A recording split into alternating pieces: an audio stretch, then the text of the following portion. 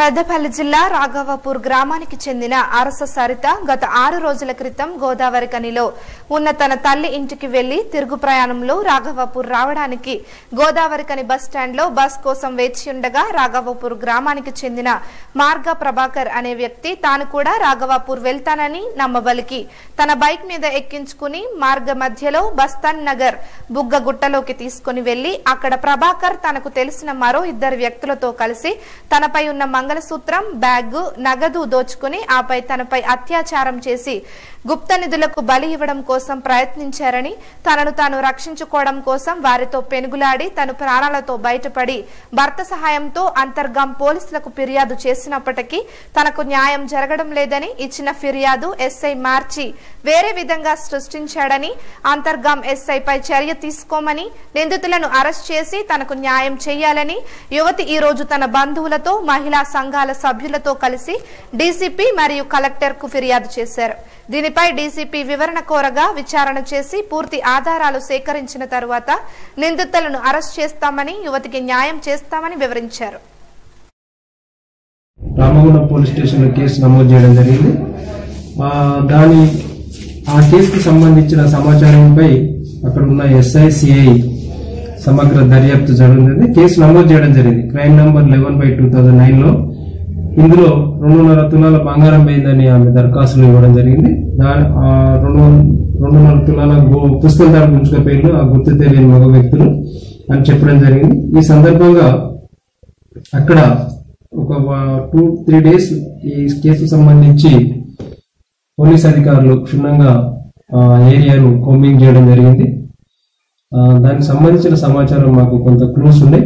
అతి త్వరలో వాళ్ళని పట్టుకుంటాం.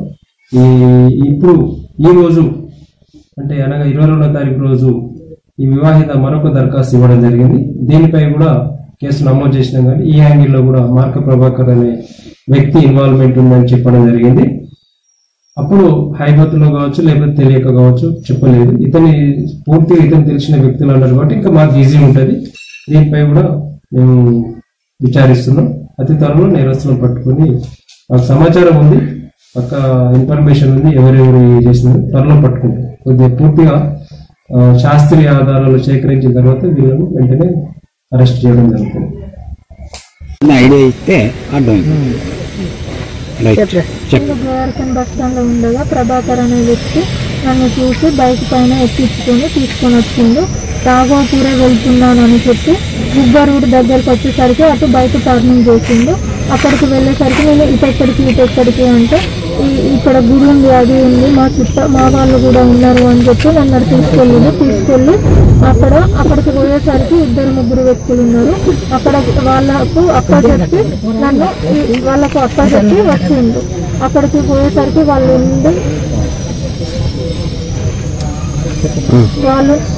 నన్ను చంపడానికి ప్లాన్ చేసారు. గుప్త నిధుల గురించి వాళ్ళు చంపడానికి ప్లాన్ చేశారు. నువ్వు ఎన్నిసార్లు తప్పించుకుంటావు అది ఇది అని కూడా బెదిరించారు. పిస్టల్ తాడు, నా డ్రెస్, నా బ్యాగ్ అవన్నీ దింపి మొత్తం తీసుకున్నారు. ఎన్నిసార్లు అంటే ఇదివరకు ఒకసారి జరిగింది. అక్కడ అతను లేనే లేదు. వీళ్ళకి అప్పచెప్పిన తర్వాత తను లేనే లేడు. తర్వాత అంతర్గాం పోలీస్ స్టేషన్ కంప్లైంట్ ఇచ్చినాం. నేను ఒక విధంగా కంప్లైంట్ రాస్తే తను ఒక విధంగా రాసి బస్ అంతర్గాం ఎస్ఐ గారు వేరొక విధంగా రాసి తప్పుగా పట్టించిండు.